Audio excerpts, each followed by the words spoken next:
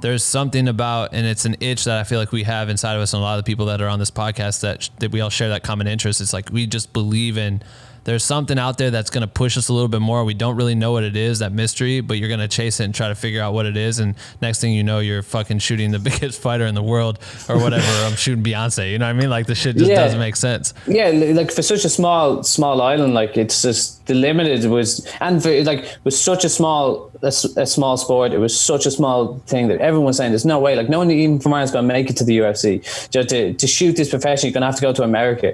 Like you'll have to go to America and get a job. Like that's the only way. If you want to do this, it's the only way to do it. Like no one ever thought that this random guy from Crumlin in Dublin was going to blow up and be the face of this sport.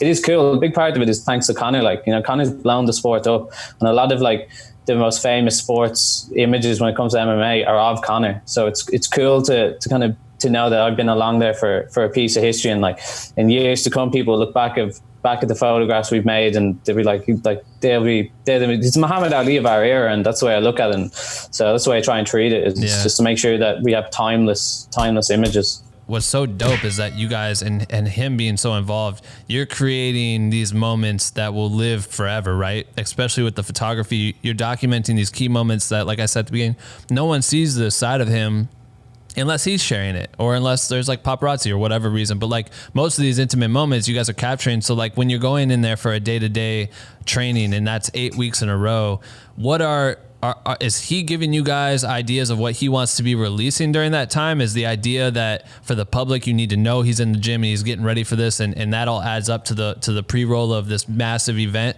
So you're specifically going in there and saying, all right, cool, he's doing cardio. I need to make him look like he is full fucking beast mode today and he's full beast mode tomorrow, but I want to try to find different angles or new ways to capture that. Are you guys setting up shots? Like how do you kind of separate and balance these day-to-days so that you're continuing the story? So I just look at it, the way I view it is like, I just picture this, because like you're saying, it is history, and he's like one of the most iconic sports people of our generation. Like right. He's one of the most iconic like fighting personalities of all time. So the way I look at it is just like, this is his Muhammad Ali story. Like, you know, how like everything that we do is going to be part of history. So I look at everything as that, like that. Like at one point, this is all going to be put down in a book somewhere. Like that's my end goal. Is I want to have a big, epic coffee table book. So when I'm shooting, that's what I'm thinking. We're not really like, he uses the stuff for social media and for like, he uses them for whatever he wants. Like if he's going to post them, he's going to post them. But I'm not really thinking about like social media and like, you know, how do we make him look a certain way?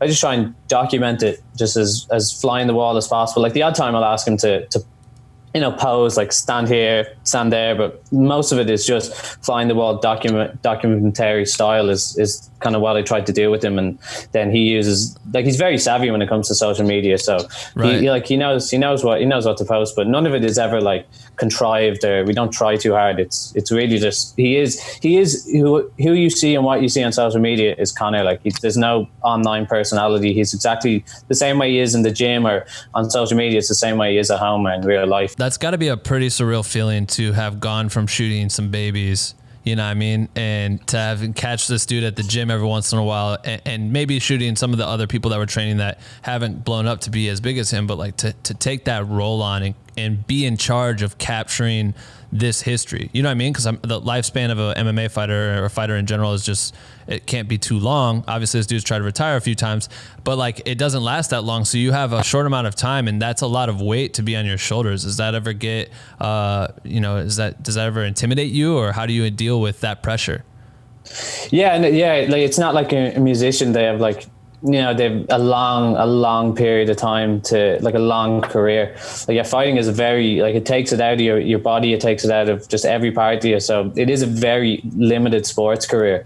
But I just take every day, like it's like it could be the last. So if you're taking pictures, they have to be the best every time. I have to be on my A game every single time. And I don't, because a lot of it is the same kind of, so like I've done like a million training sessions, and then to a million of his training sessions, and I could just sit there and be like, yeah, I'll just click away, and should we just give him the same? He was happy with those last time, we'll just do these again. Right. Every single time I try and challenge myself, like how can I make this different? Like like I'm always just thinking about the book. I'm just like, people aren't just going to flick through, here's more training, or here's the same shot again and again. So I was trying to think, what did we do last time, and then what can we do different this time? Like, have I used off-camera flash? Have we like, let's slow the shutter speed down? Like, what did we do last time? So I always try and change it up and try and make every series of images, like every day I try and make it the best images I can, but also different from the last day. Thanks for listening to this clip. Make sure to listen to the full interview, which is available on Apple Podcasts, Spotify, YouTube, and wherever else you listen to podcasts. Hit the subscribe button for more highlights and join our Black with No Cream private community for creators. Links in the description.